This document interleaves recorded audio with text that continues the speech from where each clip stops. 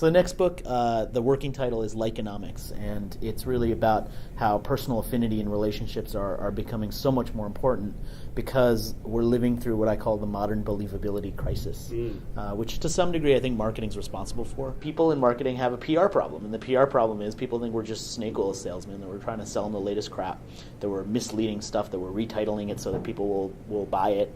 And there's got to be a solution for this. And so one of the things I started thinking a lot about is how do we, as people, but also as marketers and as companies, be more believable? What would that take? Would it just take better stuff? Do we just need to make better stuff? Or is it something more than that? We spend a lot of time focused on perception, right. And we think that if we have a crap problem and crap product and people say it's crap, then we just have a perception problem. Right. They're perceiving our problem. They're perceiving our product as crap. And you know what? Actually, maybe it is crap. Right. Maybe we need to fix it. There's a very, very small percentage of companies that make stuff that is unduplicatable.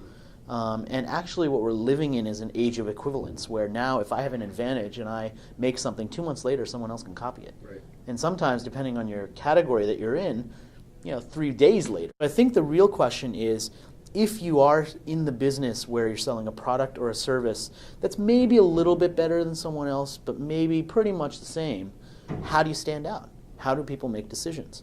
How do they create something that's better and choose you instead? One of the things that I've been focused on is defining what I call the likability gap, which is the difference between what someone does because they have to and what they do because they want to. And the likability gap explains billions of dollars worth of revenue. It explains why you go to this store instead of that store to buy the same thing. It explains why you choose this person to do to paint your home instead of that person.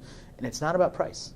People think a lot of times, well, I'll just give the cheapest price, and it's not about features. Right. They think, oh, if I have a longer bullet point list of stuff, then people will just choose me. Right. So if it's not about any of those things, what's it about? Ultimately, it comes down to, on some level, likability. Right. And so to me, the reason why it's Likeonomics is not because Facebook matters. It's not about Right. Facebook. It's about this idea that we do business with people we like. Yep. And even though it seems like such a simplistic thing, it's so deep and true that it explains why companies succeed and why they fail. My first boss ever, he said 2 pieces of advice for business your entire life. Number 1, only do business with people you like. Yeah. Number 2, don't believe your own BS. So there Those you go. are, yeah, and I think, with Never Stop Marketing, you have the exact same kind of modus behind the founding of the company.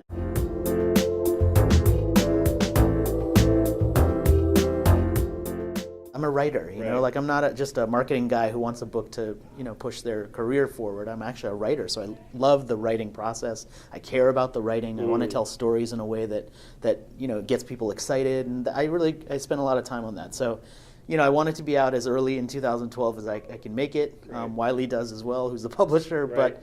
but it's going to be a good book.